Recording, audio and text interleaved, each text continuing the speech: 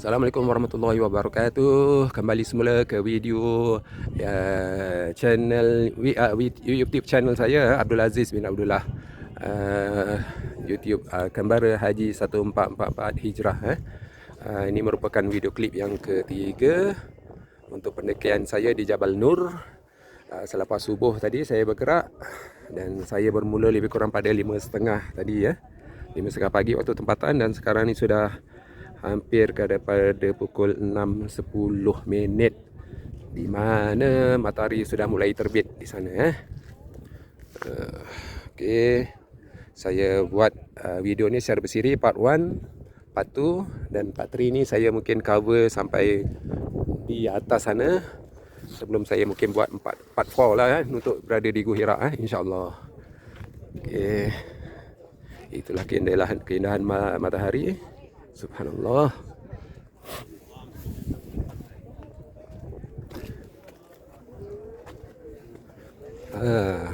Maknanya tidaklah sampai 1 jam untuk mendaki, tuan-tuan dan puan-puan, jika kita sihat dan kuat fizikal. Assalamualaikum.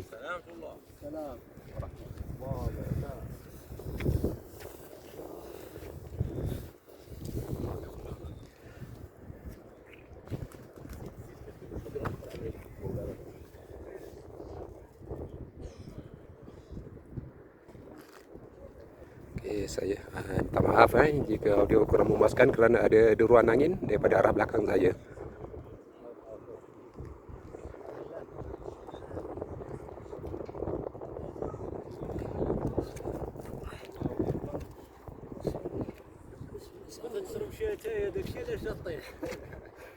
السلام عليكم. جزاكم الله خير. بسم الله.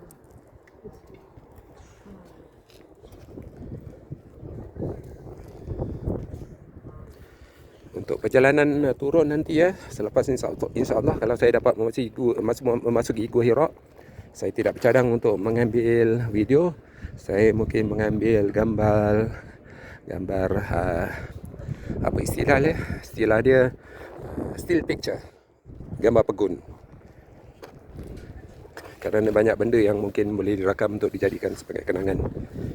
Dan saya cuba menghampiri saudara kita di atas puncak. Tengok cantik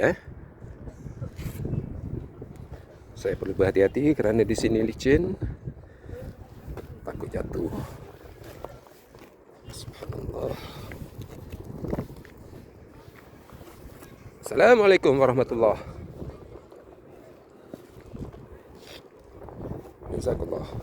Jazakallah khair.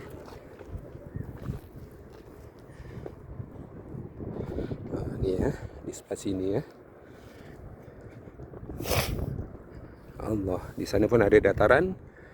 Saya rasa saya tidak akan sampai ke sana. Agak jauh untuk merentasinya kerana ada jurang.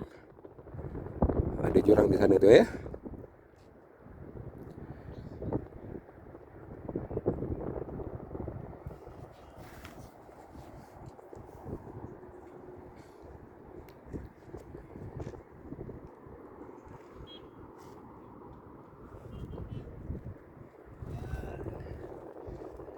Di sebalik bukit ada kawasan perumahan, dan di atas sana pun ada satu lagi kawasan perumahan. Kalau saya boleh zoom in sana tu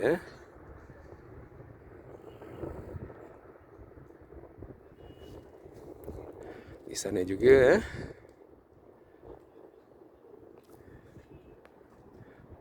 itu dia tempat saya akan tujui sebentar lagi Okey, saya bergerak sekarang. Alhamdulillah. Subhanallah.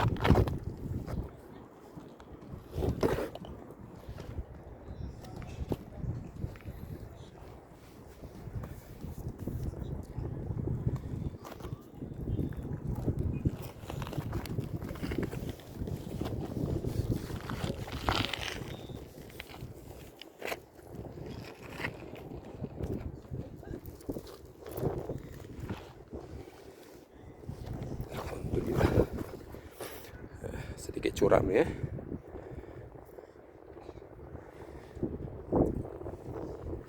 Saya terpaksa menggunakan tangan dan menundukkan posisi badan saya supaya lebih stabil, supaya tidak terjatuh. Alhamdulillah. Alhamdulillah.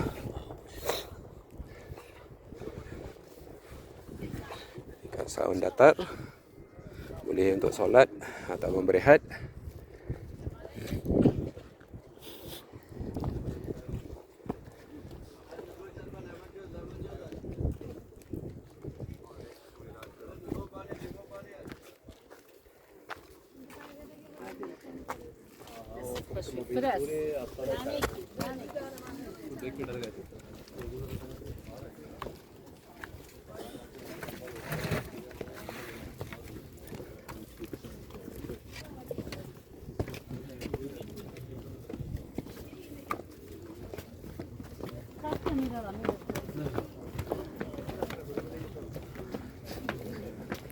Sebenarnya kalau saya tidak terlalu kerap berhenti, alhamdulillah. Kalau saya tidak kerap berhenti, mungkin sekitar 40 menit untuk sampai ke atasnya.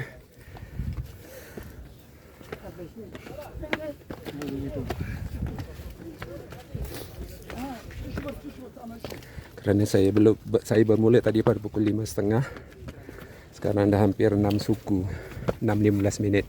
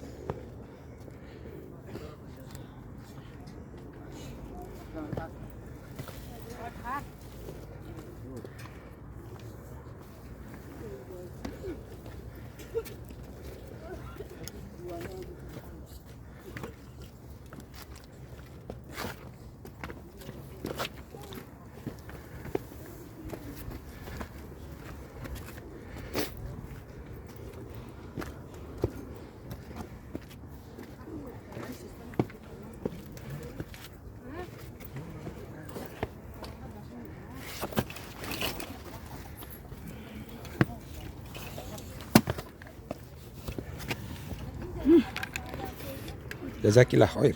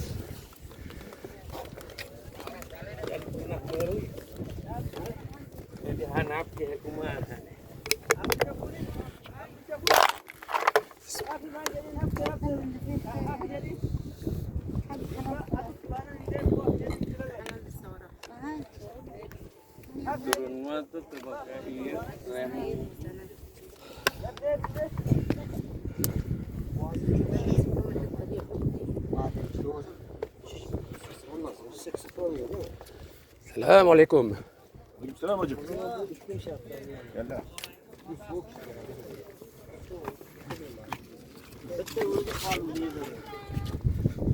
Amma gayna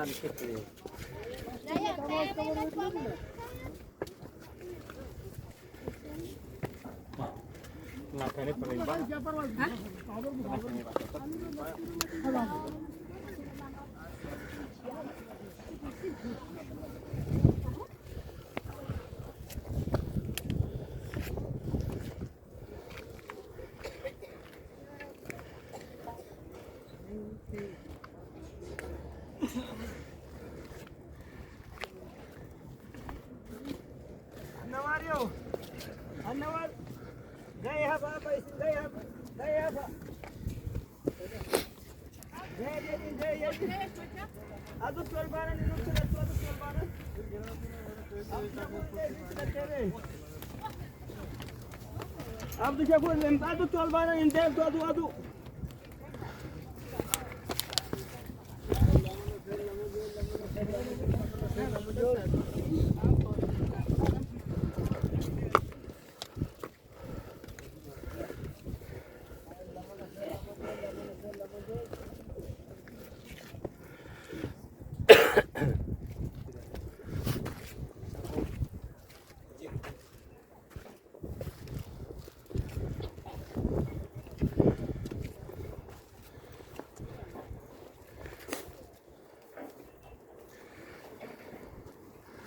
Alhamdulillah, saya hampir ke puncaknya.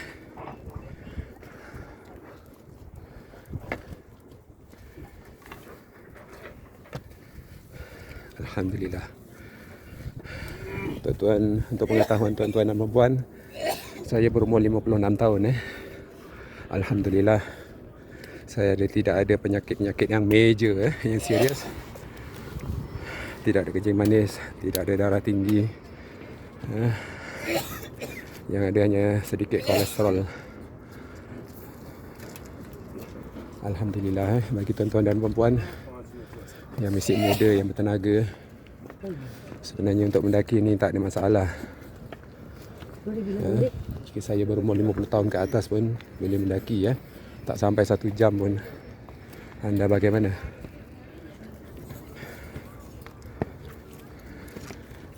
Saya mendaki ini bukan untuk menunjukkan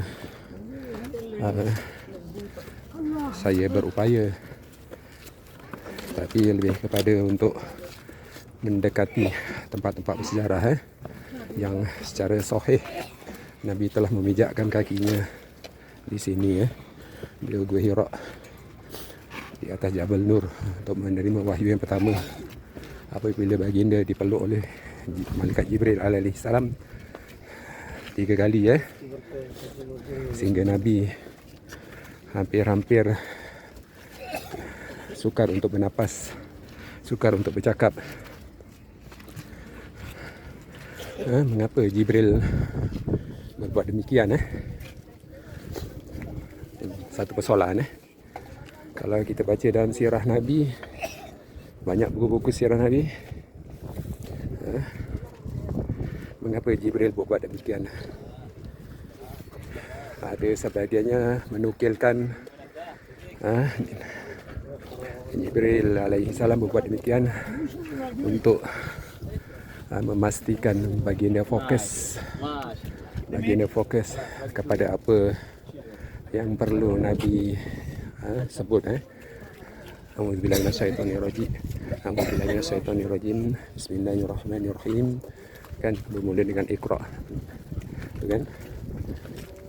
Bismi rabbikal ladzi khalaq, dan seterusnya. Beberapa ayat pertama supaya Nabi fokus kepada apa yang benda besar, nabak, berita besar yang ingin disampaikan oleh Jibril alaihissalam, dan seterusnya. Wahyu itu daripada Allah yang perlu disampaikan kepada seluruh umat manusia di seluruh pelosok dunia. Jika kita sebut siapakah kaum Nabi Muhammad, sebenarnya kaum Nabi Muhammad itulah semuanya siapa yang manusia yang hidup di akhir zaman ni lah. Tak kira lah bangsa dan agama apa, semuanya itu sebenarnya perlu menerima Islam yang sebenar, agama yang sebenar. dan menyembah, mentauhidkan Allah Tuhan yang sebenar, bukan Tuhan-Tuhan yang lain, dan bukan juga menyembah Allah dalam pada yang sama menyembah atau bertuhankan benda-benda yang lain, ilah, Tuhan-Tuhan yang lain, Tuhan kebendaan lah, Tuhan bentuk simbol ke, itu semua Tuhan-Tuhan yang sebenarnya kita umat Islam hanya bertauhidkan pada Allah, tidak bertuhankan atau syirik kepada Tuhan yang lain. Masyarakat musyrikin pada zaman dahulu bukan tidak tahu dan tidak faham apa yang disampaikan oleh Nabi, ayat-ayat Al-Quran tu semua, tetapi mereka menolak. Kerana mengapa? Mereka beralasan mereka ingin mengikuti agama yang tok nenek mereka dulu sembah. Mereka tak mau nak ikut apa yang Nabi bawa, walaupun mereka tahu apa yang Nabi bawa itu wahyu daripada Allah, bukan ciptaan, bukan rekaan, bukan hayalan, bukan daripada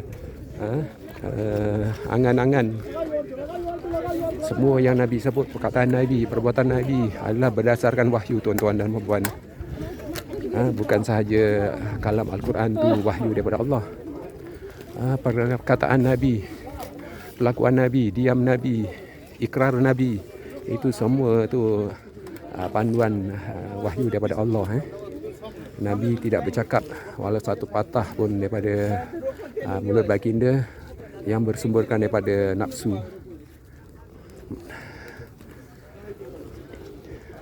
yang tidak bergantung kepada hawa.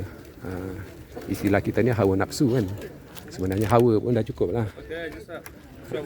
Nafsi tu, nafsu tu jiwa kan. Perkataan Arab itu sebut 2 kali pula, hawa nafsu. Hawa saja pun dah cukup. Agar kita tidak hidup kita ni tidak berpandukan kepada nafsu. Nafsu jahat.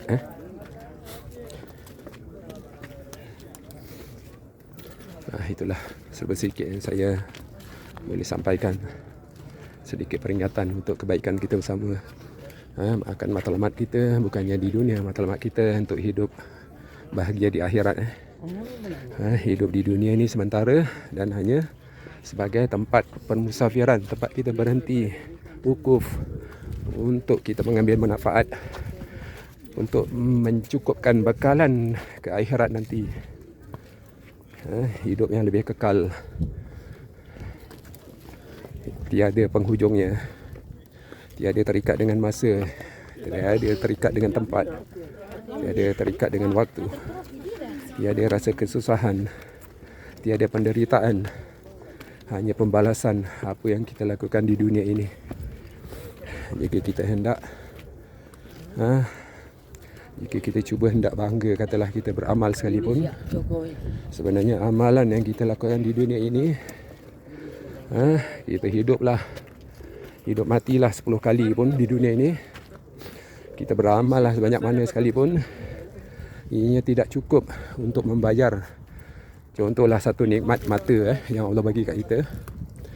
Satu nikmat mata ni pun dah cukup, tidak dapat menandingi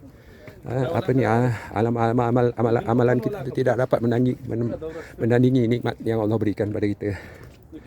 Itu baru satu contoh mata. Jadi kita tetap perlu beramal soleh, beriman yang jelas, tidak kufur, syirik ataupun bid'ah.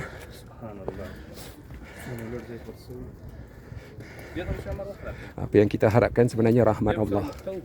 Kita insya-Allah akan masuk syurga dengan nikmat dan rahmat Allah. Tuan-tuan dan puan-puan, mungkin sering kali dengar kisah seorang pelacur perempuan yang memberi minum kepada seekor anjing yang haus menggunakan kasutnya.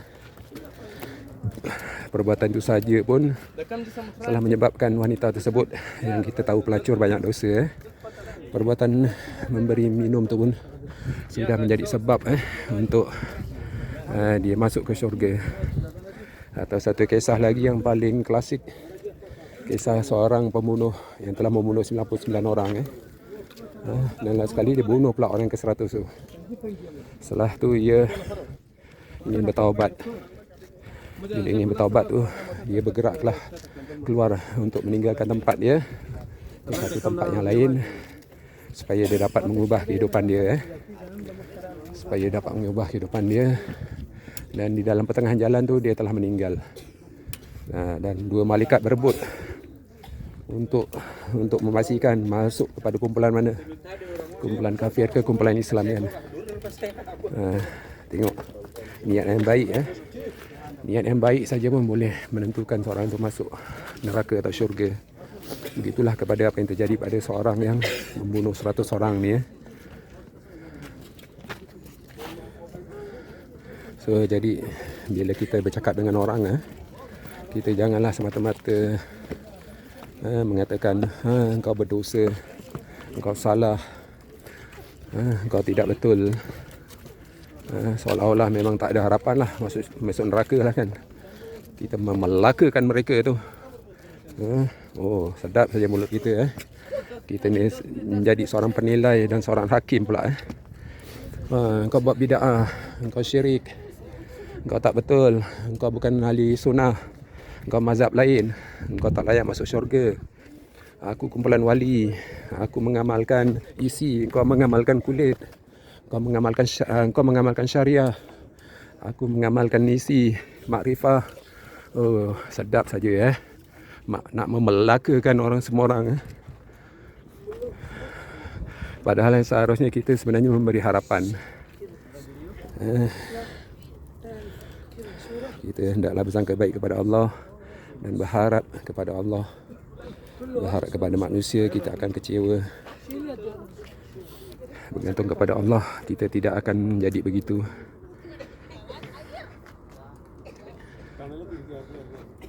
Alhamdulillah, saya sudah hampir kepada kemuncak Jabal Nur. Sebelum mereka sebutkan bergerak ke arah Nur ini bukit untuk sampai ke Gua Hira. Okey, saya ingin tamatkan perjalanan saya sampai ke puncak ni. Stop video ni dan buat video klip yang lain. Tadi itu sedikit tazkirah pada saya lah. Kalau bermanfaat, tuan itulah, amalkanlah apa yang saya sampaikan. Kalau tidak bermanfaat atau buruk, itu semuanya datang daripada saya. Kelemahan saya, insan yang hina ini, insan yang tidak ada apa di dunia ini. Sebutir debu pun tidak kelihatan saiznya. Jika dilihat daripada alam semesta, tidak ada apa.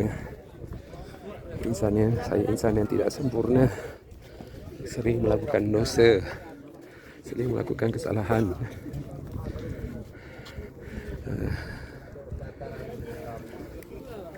Allahu Akbar. Allahu Akbar. Allahu Akbar. Allahu Akbar. Dengan izin Allah yang Maha Esa, yang Maha Agung, saya dapat berada di sini. Alhamdulillah. Berada di bumi Anbiya. Beribu-ribu tahun dahulu. Berada di Makkah Al-Mukarramah dan di Baitullah, tempat di mana para nabi daripada zaman Nabi Adam sehingga kepada yang jelasnya kepada Nabi Ibrahim, di mana beliau dan anaknya Nabi Ismail mendirikan semula Baitullah. Mendirikan semula Baitullah. Nabi Ibrahim, Nabi yang diterima oleh semua agama Samawi, baik Yahudi dan Nasrani. Baginda alaihissalam sebenarnya beragama fitrah, bukan Yahudi, bukan Nasrani, beragama Islam, tapi dengan syariat yang berbeza, sesuai di zaman baginda. Alhamdulillah, dapat juga seumur hidup sekali berada di bumi Allah ni, di bumi para anbiya, di mana beribu-ribu tahun dahulu Ibrahim dan Ismail telah berada membina Kaabah. Adakah beruntungnya Allah izinkan berada di sini ya. Itulah nikmat antara nikmat-nikmat yang perlu kita syukuri. Seperti yang saya sebutkan dahulu, bagaimana kita bersyukur. Bersyukur tu hanya hendaklah kita taat akan segala perintah dan meninggalkan segala larangannya. Itulah tanda bersyukur. Dan juga bersyukur di dalam hati, bersyukur juga dengan kata-kata, dan juga bersyukur dengan tindakan kita. Apa tindakan kita? Tindakan untuk mematuhi segala suruhan dan menjauhi segala larangan. Saya berada di step ni, saya ingin terjun sedikit terjun dalam 1 meter ke bawah. Sedikit jualan di sini, mungkin cendera hati untuk dibawa balik sebagai kenang-kenangan kan.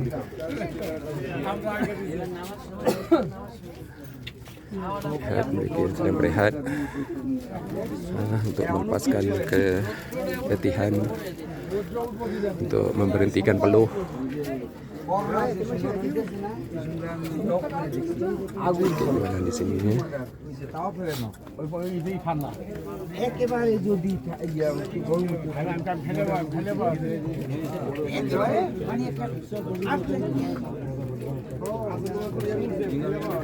Pondok beralaskan tiang kayu dan atap zinc.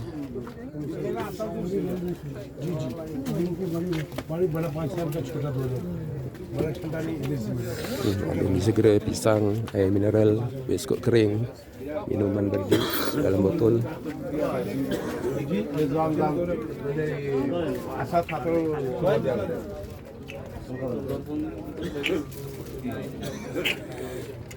Pemandangan di sekitar.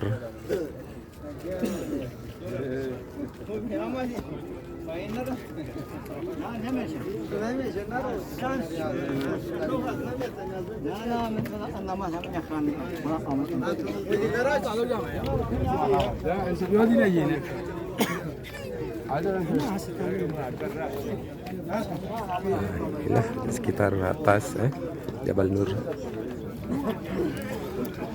Manusia ramai di sini berhenti untuk melepaskan keletihan, kelesuan, ketegangan otot.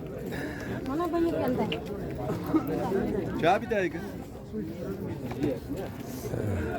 Tentingan tangan-tangan manusia pada tembok. Okay, tuan-tuan dan puan-puan, saya berhentikan video ini di sini dan saya akan buat video klip untuk saya menuju ke Gua Hira. Assalamualaikum warahmatullahi wabarakatuh.